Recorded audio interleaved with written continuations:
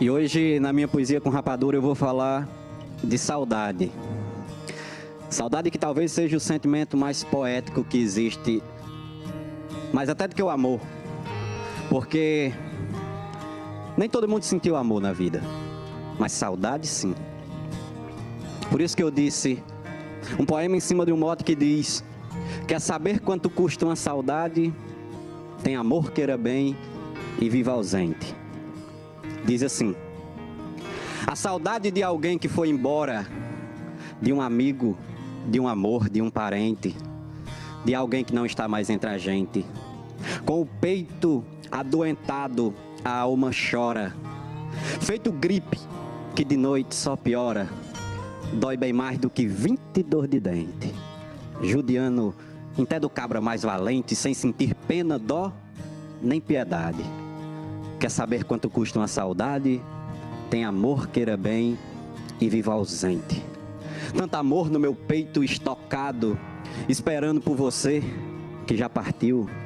Tão depressa, nem sequer se despediu. Vez por outra eu me pergunto, agoniado, se a saudade mora mesmo no passado, por que é que ela vive tão presente? E hoje eu olho mais para trás do que para frente, para lembrar que já senti felicidade. Quer saber quanto custa uma saudade? Tem amor, queira bem e viva ausente.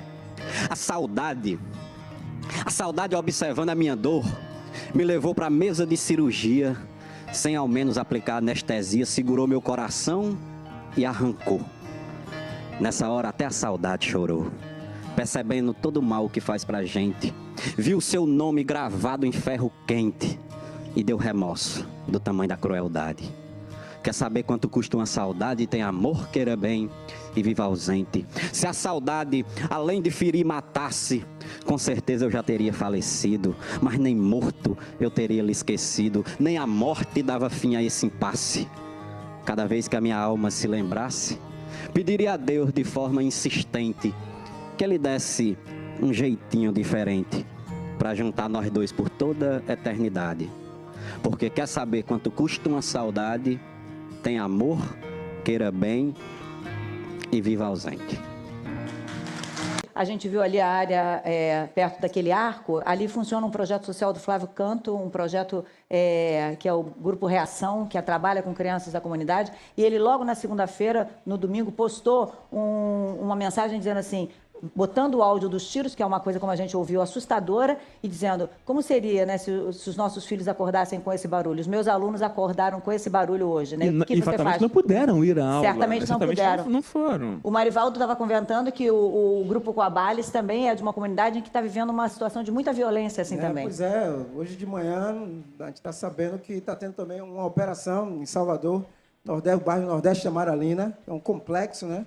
Uhum. E está acontecendo justamente isso. As pessoas estão voltando do trabalho, então tem que soltar num ponto um pouco longe para entrar, super perigoso. E você que trabalha com esses jovens, sabe o quanto isso influencia no rendimento deles, né? Na aproximação, na capacidade de conseguir chegar até lá para poder ter um dia normal, né? Pois é muito difícil, mas o que a gente estava falando antes, a gente, né, da comunidade, somos muito criativos. Porque é tanta coisa que vai sempre para o negativo que a gente consegue, né? Por exemplo, o Coabales, né, veio dessa comunidade. Hoje, o que está acontecendo em Salvador, num bairro, mas estamos aqui.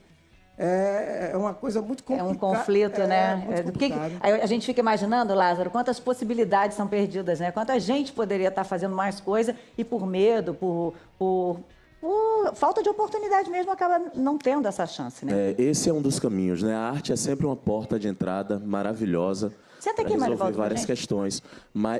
Fátima, assim, eu sempre quando falo dos problemas do meu país, eu gosto de falar oferecendo uma alternativa, mas hoje eu não vou conseguir falar sobre violência, sobre esse estado de violência que a gente está vivendo, oferecendo uma resposta, porque eu acho que a gente está precisando ser cuidado. O Estado precisa intervir com mais responsabilidade e com um plano claro. O que a gente sente é que não há, né, um plano, né? Não tem um plano lógico e claro. Não dá para a gente viver assim. A gente está se sentindo angustiado dia após dia. No outro dia, o rapaz do grupo do Dream Team do Passinho, que saiu para se apresentar no Rock in Rio e mora na Rocinha, simplesmente ficou dias sem conseguir voltar para casa. Quer dizer, como é que alguém pode viver saindo da sua residência, né, Margarete? E sem ter a paz de saber que se vai voltar ou não, se vai conseguir voltar ou não? Primeiro, um prazer enorme estar aqui mais uma vez, viu, Fátima? Realmente seu programa maravilhoso. E dizer isso, né? Eu acho que o Brasil inteiro, todos os lugares, né? Nós estamos vivendo, assim, um momento muito difícil, né? Para o cidadão, para o ser humano, né? Eu acho que está faltando uma visão mais humana, principalmente das pessoas que fazem os governos. Por quê? Porque é uma coisa que se repete já há muitos anos, essa falta de investimento real no cidadão, falta de investimento real no ser humano, né?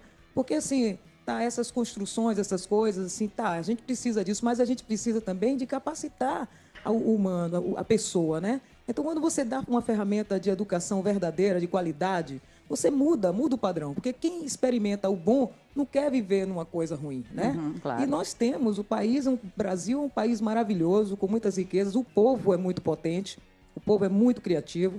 E está faltando mesmo um investimento no cidadão. Eu acho que a gente, eu fico vendo assim, os percentuais de investimento na educação que o governo reserva, né? Quer dizer, e aí tem 3 bilhões e 600 para investir em campanha política e não tem 3 bilhões e 600 para investir na educação. Por que isso?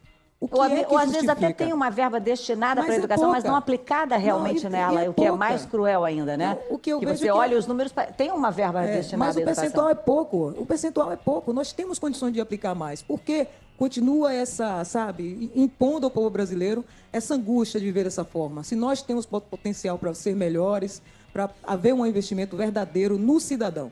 Porque assim já não adianta ficar querendo vender a Amazônia, não adianta nada disso.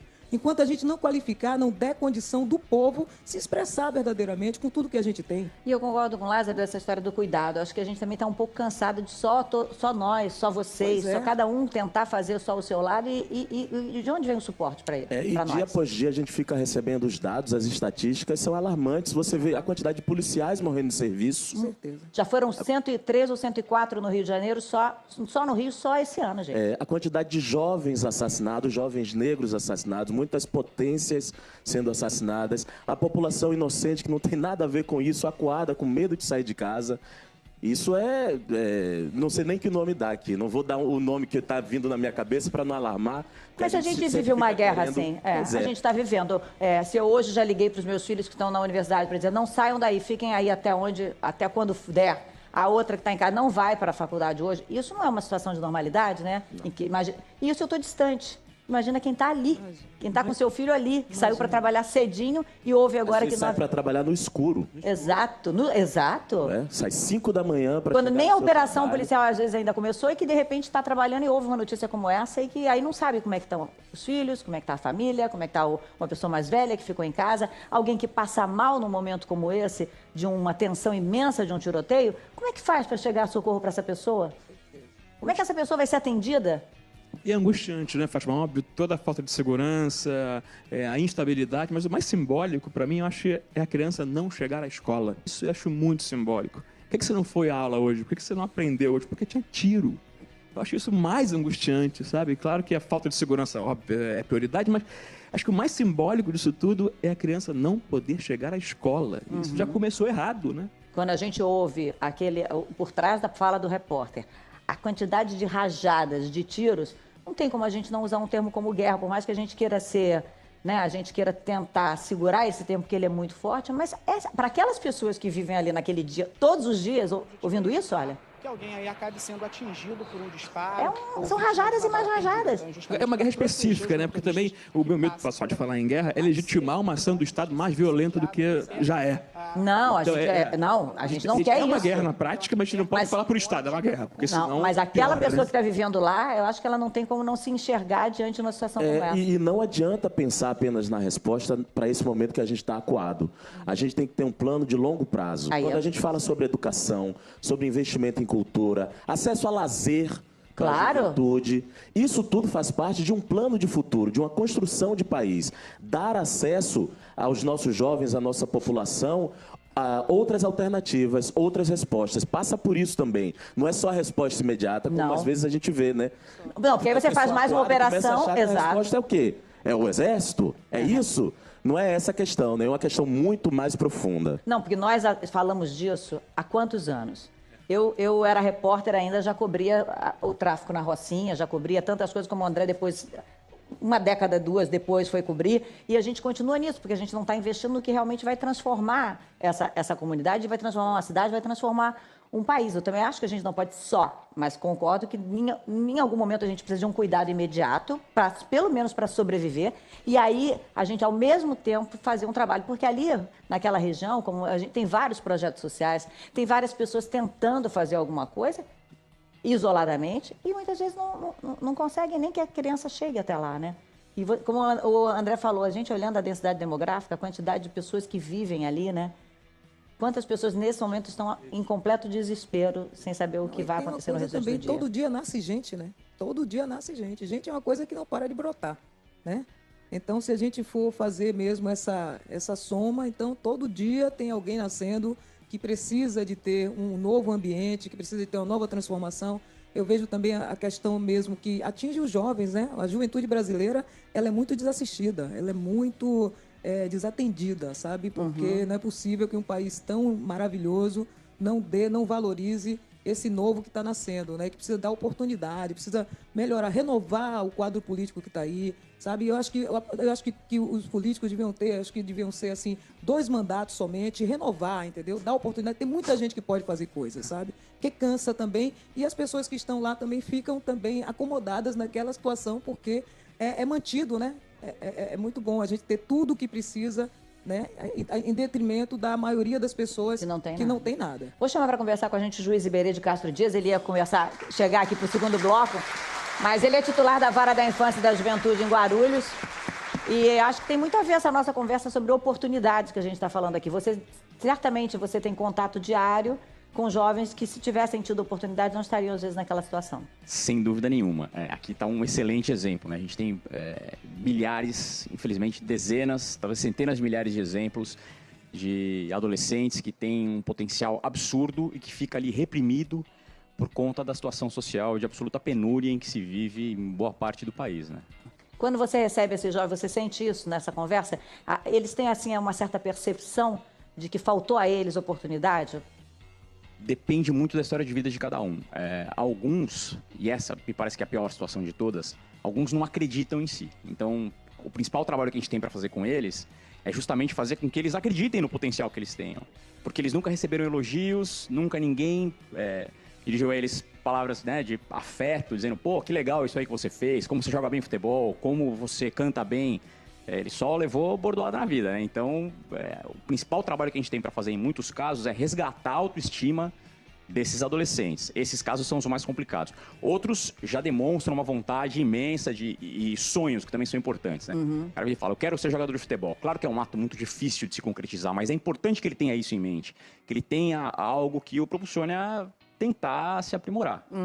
E que aos poucos, né, a gente consiga oferecer para ele outras possibilidades, que ele sonhe em ser médico, que ele sonhe em ser jogador também, mas que ele sonhe em ser ator, cantor, que ele sonhe em ser professor, né? Que ele possa ter o sonho que quiser, né? Precisamente.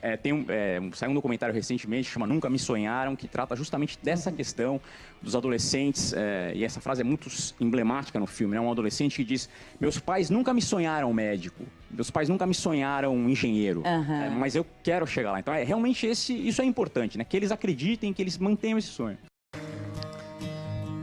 E hoje, na minha poesia com rapadura, eu vou falar de saudade. Saudade que talvez seja o sentimento mais poético que existe, mais até do que o amor. Porque nem todo mundo sentiu amor na vida, mas saudade sim. Por isso que eu disse um poema em cima de um mote que diz: quer saber quanto custa uma saudade? Tem amor, queira bem e viva ausente. Diz assim: a saudade de alguém que foi embora, de um amigo, de um amor, de um parente, de alguém que não está mais entre a gente. Com o peito adoentado, a alma chora, feito gripe que de noite só piora, dói bem mais do que 20 dor de dente, judiando até do cabra mais valente, sem sentir pena, dó, nem piedade. Quer saber quanto custa uma saudade? Tem amor, queira bem e viva ausente. Tanto amor no meu peito estocado, esperando por você que já partiu. Tão depressa, nem sequer se despediu. Vez por outra eu me pergunto, agoniado, se a saudade mora mesmo no passado, por que é que ela vive tão presente? E hoje eu olho mais para trás do que para frente, para lembrar que já senti felicidade. Quer saber quanto custa uma saudade? Tem amor, queira bem e viva ausente. A saudade observando a minha dor, me levou para a mesa de cirurgia, sem ao menos aplicar anestesia, segurou meu coração e arrancou. No serviço. Com certeza. Já foram 103 ou 104 no Rio de Janeiro, só no Rio, só esse ano, gente. A quantidade de jovens assassinados, jovens negros assassinados, muitas potências sendo assassinadas, a população inocente que não tem nada a ver com isso, acuada, com medo de sair de casa. Isso não sei nem que nome dá aqui, não vou dar o nome que está vindo na minha cabeça para não alarmar. Mas a gente vive uma guerra assim, a gente está vivendo. Se eu hoje já liguei para os meus filhos que estão na universidade para dizer, não saiam daí, fiquem aí até quando der. A outra que está em casa não vai para a faculdade hoje. Isso não é uma situação de normalidade, né? Isso eu estou distante. Imagina quem está ali, quem está com seu filho ali, que saiu para trabalhar cedinho e ouve agora que sai para trabalhar no escuro. Exato, exato. Sai 5 da manhã para quando nem a operação policial às vezes ainda começou e que de repente está trabalhando e ouve uma notícia como essa e que aí não sabe como é que estão os filhos, como é que está a família, como é que está uma pessoa mais velha que ficou em casa, alguém que passa mal num momento como esse, de uma tensão imensa de um tiroteio, como é que faz para chegar socorro para essa pessoa? Como é que essa pessoa vai ser atendida? E é angustiante, né, Fátima? Óbvio, toda a falta de segurança, a instabilidade, mas o mais simbólico para mim, eu acho, é a criança não chegar à escola. Isso eu acho muito simbólico. Por que você não foi à aula hoje? Por que você não aprendeu hoje? Porque tinha tiro. Eu acho isso mais angustiante, sabe? Claro que a falta de segurança, óbvio, é prioridade, mas acho que o mais simbólico disso tudo é a criança não poder chegar à escola. Isso já começou errado, né? Quando a gente ouve por trás da fala do repórter, a quantidade de rajadas, de tiros, não tem como a gente não usar um termo como guerra, por mais que a gente queira ser, né, a gente queira tentar segurar esse termo, porque ele é muito forte, mas para aquelas pessoas que vivem ali naquele dia, todos os dias... que está faltando uma visão mais humana, principalmente das pessoas que fazem os governos. Por quê? Porque é uma coisa que se repete já há muitos anos, essa falta de investimento real no cidadão, falta de investimento real no ser humano, né? Porque, assim... essas construções, essas coisas, assim, a gente precisa disso, mas a gente precisa também de capacitar o humano, a pessoa, né? Então, quando você dá uma ferramenta de educação verdadeira, de qualidade, você muda o padrão, porque quem experimenta o bom não quer viver numa coisa ruim, né? Claro. E nós temos, o Brasil é um país maravilhoso, com muitas riquezas, o povo é muito potente, o povo é muito criativo, e está faltando mesmo um investimento no cidadão. Eu acho que a gente, eu fico vendo assim, os percentuais de investimento na educação que o governo reserva, né? Quer dizer, e aí tem 3 bilhões e 600 para investir em campanha política e não tem 3 bilhões e 600 para investir na educação. Por que isso? Ou às vezes até tem uma verba destinada para a educação, mas não aplicada realmente nela, o que é mais cruel ainda, né? O que eu vejo você olha os números, tem uma verba destinada à educação. Mas o percentual é pouco. Nós temos condições de aplicar mais. Porque continua impondo ao povo brasileiro essa angústia de viver dessa forma. Se nós temos potencial para ser melhores, para haver um investimento verdadeiro no cidadão. Porque assim já não adianta ficar querendo vender a Amazônia, não adianta nada disso. Enquanto a gente não qualificar, não der condição do povo se expressar verdadeiramente com tudo que a gente tem. E eu concordo com o Lázaro dessa história do cuidado. Acho que a gente também está um pouco cansado de só nós, só vocês, só cada um tentar fazer só o seu lado e de onde vem o suporte para nós? Dia após dia a gente fica recebendo os dados, as estatísticas são alarmantes. Você vê a quantidade de policiais morrendo. Normal, né? Pois é muito difícil, mas o que a gente estava falando antes, a gente, né, da comunidade... somos muito criativos, porque é tanta coisa que vai sempre para o negativo que a gente consegue, né? Por exemplo, o Quabales, né? Veio dessa comunidade. Hoje, o que está acontecendo em Salvador, num bairro, mas estamos aqui. É uma coisa muito complicada. É um conflito, né? A gente fica imaginando, Lázaro, quantas possibilidades são perdidas, né? Quanta gente poderia estar fazendo mais coisa e por medo, por falta de oportunidade mesmo, acaba não tendo essa chance, né? Esse é um dos caminhos, né? A arte é sempre uma porta de entrada maravilhosa para resolver várias questões. Fátima, assim, eu sempre quando falo dos problemas do meu país, eu gosto de falar oferecendo uma alternativa, mas hoje eu não vou conseguir falar sobre violência, sobre esse estado de violência que a gente está vivendo, oferecendo uma resposta, porque eu acho que a gente está precisando ser cuidado. O Estado precisa intervir com mais responsabilidade e com um plano claro. O que a gente sente é que não há, né, um plano, né? Não tem um plano lógico e claro. Não dá para a gente viver assim. A gente está se sentindo angustiado dia após dia. No outro dia, o rapaz do grupo do Dream Team do Passinho, que saiu para se apresentar no Rock in Rio e mora na Rocinha, simplesmente ficou dias sem conseguir voltar para casa. Quer dizer, como é que alguém pode viver saindo da sua residência, né, Margarete? Com certeza. E sem ter a paz de saber que se vai voltar ou não, se vai conseguir voltar ou não? Primeiro, um prazer enorme estar aqui mais uma vez, viu, Fátima? Realmente seu programa maravilhoso. E dizer isso, né? Eu acho que o Brasil inteiro, todos os lugares, né? Nós estamos vivendo, assim, um momento muito difícil, né? Para o cidadão, para o ser humano, né? Nessa hora, até a saudade chorou, percebendo todo o mal que faz pra gente. Viu seu nome gravado em ferro quente e deu remorso do tamanho da crueldade. Quer saber quanto custa uma saudade? Tem amor, queira bem e viva ausente. Se a saudade, além de ferir, matasse, com certeza eu já teria falecido. Mas nem morto eu teria lhe esquecido. Nem a morte dava fim a esse impasse. Cada vez que a minha alma se lembrasse, pediria a Deus de forma insistente que Ele desse um jeitinho diferente para juntar nós dois por toda a eternidade. Porque quer saber quanto custa uma saudade? Tem amor, queira bem e viva ausente.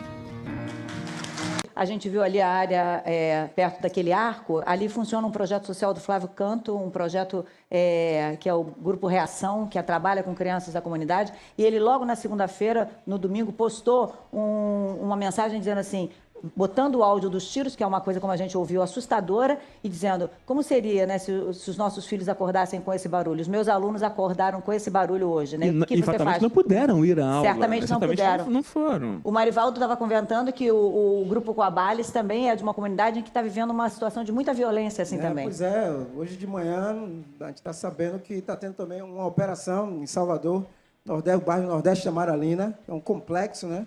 Uhum. E está acontecendo justamente isso. As pessoas estão voltando do trabalho, então tem que soltar num ponto um pouco longe para entrar, super perigoso. E você que trabalha com esses jovens sabe o quanto isso influencia no rendimento deles, né? Na aproximação, na capacidade de conseguir chegar até lá para poder ter um dia